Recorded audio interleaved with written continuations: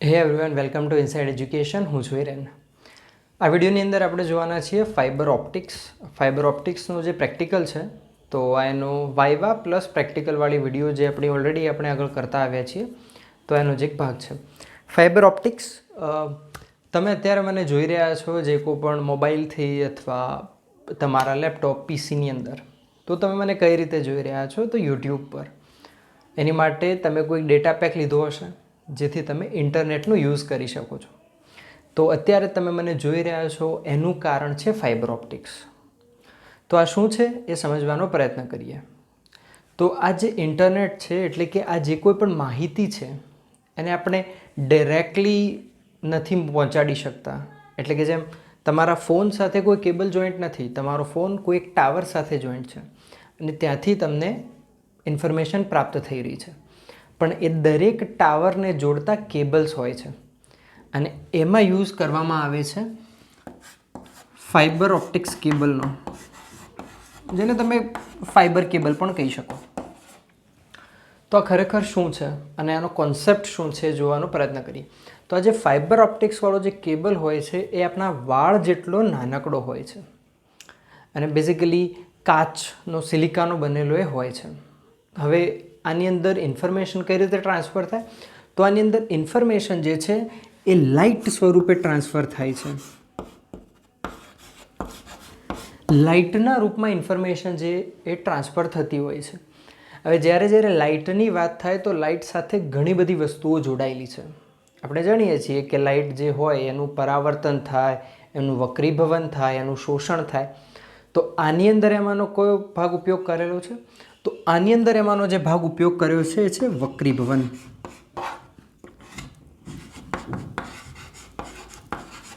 તો જાણવાનો પ્રયત્ન કરીએ કે આની અંદર વક્રીભવન કઈ રીતે થાય છે અને આખી આ જે પ્રોસેસ છે, આ જે કોઈ પણ ડેટા છે આપણો, જે કોઈ પણ ઇન્ફોર્મેશન છે એ કઈ રીતે આગળ જતી હોય છે. તો એની માટે આપણે થોડુંક સમજવું પડશે પ્રિઝમને, રિફ્રેક્શનને એટલે કે વક્રીભવનને, ટોટલ ઇન્ટરનલ રિફ્લેક્શનને. તો આવો સમજવાનો પ્રયત્ન કરીએ.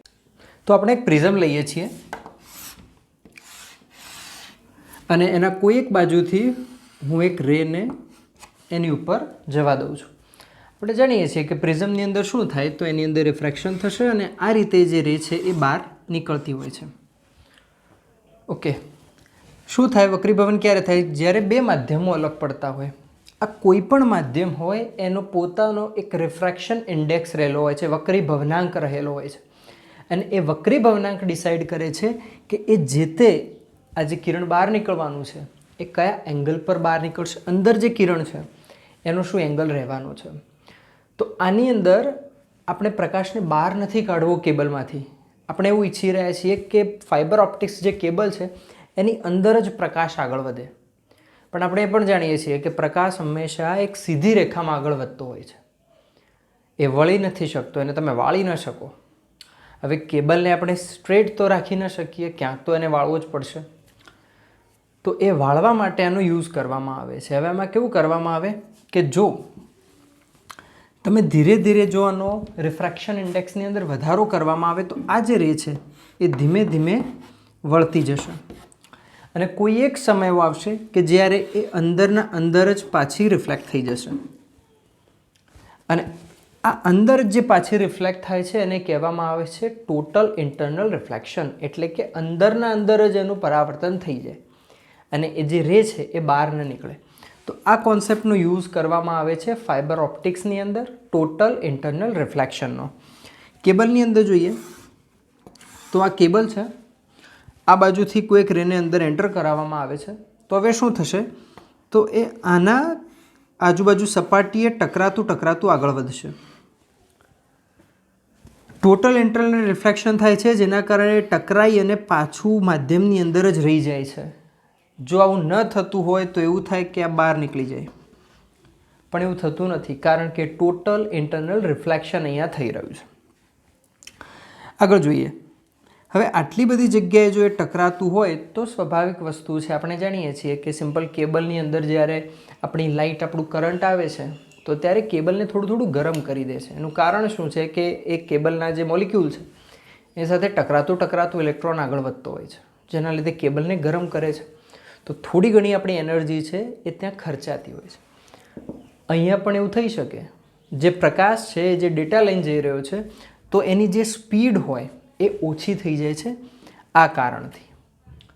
તો એની સ્પીડને મેન્ટેન કરી દેવા માટે શું કરવામાં આવે છે કે બહુ લાંબા અંતર સુધી એક જ કેબલનો ઉપયોગ ના કરતા થોડાક અંતરે વચ્ચે એમ્પ્લીફાયર મૂકવામાં આવે છે. તો શું થાય કે કેબલ છે, થોડાક અંતર બાદ એક એમ્પ્લીફાયર મૂકેલું હોય, બધા કેબલ ત્યાં જતા હોય, ત્યાંથી શું કરવામાં આવે કે એને એમ્પ્લીફાય કરવામાં આવે. આપણે જાણીએ છીએ કે શું કરવામાં આવે તો એમાં વધારો કરવામાં આવે. તો અહીંયાથી એમ્પ્લીફાયરમાં જાય, ત્યાંથી ફરીથી આગળ વધે, એટલે એની જે લાઇટની સ્પીડ હતી, જે ડેટાની સ્પીડ હતી એ આપણને એની એ પ્રાપ્ત થતી હોય છે. તો હતું ફાઇબર ઓપ્ટિક્સ. અને ફાઇબર ઓપ્ટિક્સ કેબલ કે જેની અંદર તમે પ્રકાશને વાળી પણ શકો છો. એ વાળવાનું કારણ છે ટોટલ ઇન્ટરનલ રિફ્લેક્શન, રાઈટ.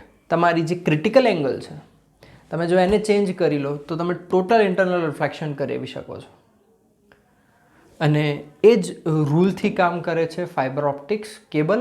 અને એ કેબલની માયાજાળ એ આખો આપણો જે ગ્લોબ છે, દરિયામાં બધે જે વિસ્તરાયેલા છે, એ જાય છે આપણા નજીકના ટાવર સુધી આવે છે. અને ટાવરથી પછી બાય સિગ્નલ આપણને આપણા મોબાઈલમાં એ પ્રાપ્ત થતા હોય છે.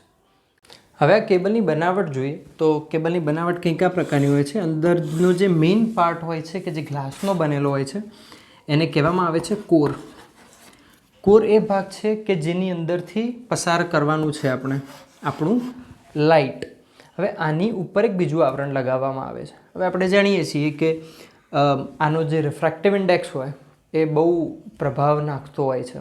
હવે આની ઉપર હું કોઈ જો એવું આવરણ ચડાવી દઉં કે જેનો રિફ્રેક્ટિવ ઇન્ડેક્સ આના કરતાં જો થોડો અલગ હોય તો ઘણીવાર શું થાય કે જો આ લીક થાય છે તો એના અંદરથી ફરી એ રિફ્રેક્શન થઈ શકે છે. તેવું ન થાય એની માટે આની ઉપર એક બીજું આવરણ લગાવવામાં આવે છે અને મોસ્ટલી સિલિકાનું હોય છે. અને આને કહેવામાં આવે છે ક્લેડિંગ. તો મેઇન જે પાર્ટ છે એને કહેવામાં આવે છે કોર. એની ઉપર એક લગાવેલું હોય છે, એના ઉપર કહેવામાં આવે છે ક્લેડિંગ. અને આની પણ ઉપર પછી આપણે જોઈએ છે પ્લાસ્ટિકના ને બધા આવરણો હોય છે કે જેથી આ સેફ રહે. કારણ કે કાચનું હોય છે અને બહુ સેન્સિટિવ હોય છે, માટે એની ઉપર કવરિંગ કરવું બહુ જરૂરી છે.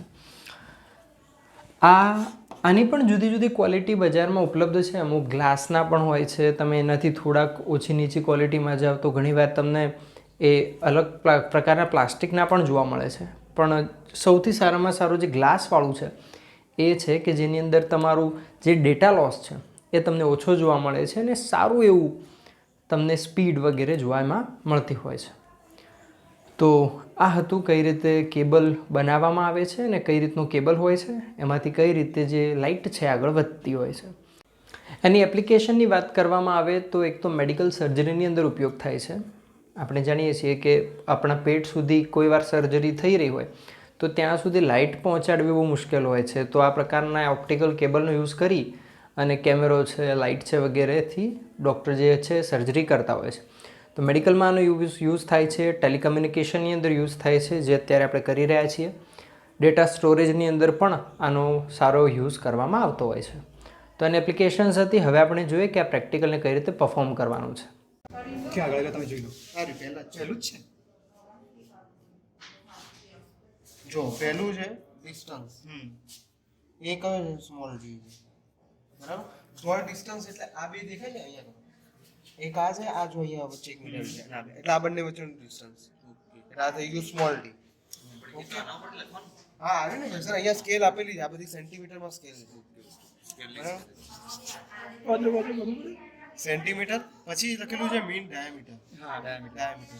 એટલે હવે જે આપણને જે ફ્રિન્જેસ જે મળશે એ આપણને આ જે લેઝર અહીંથી આવી રહ્યું, જો અહીંથી આપણે આ લેઝરનું ચાલુ કરશું, લેઝર પાવર સપ્લાય અહીંથી લેઝર નીકળશે. લેઝર અહીંથી આ વાયરમાં જશે. વાયર થ્રુ લેઝર અહીંયા પહોંચી આના ઉપર દેખાશે. આના ઉપર. અને આની ઉપર તમે જોશો ને 20, 30, 40, 50, 60 આ બધા મિલીમીટરમાં આપેલા છે. બરાબર. હા, એમએમમાં 0 થી લઈ અને 130 સુધી છે. આપણે એટલું સુધી જવાનું જરૂર નહીં પડે. 70, 80 સુધી મેક્સિમમ 80 કાં તો 90 સુધી. બરાબર. એ આ થઈ ગયું ડાયામીટર. શું થઈ ગયું અહીંયા ડાયામીટર? આ છે કેપિટલ ડી.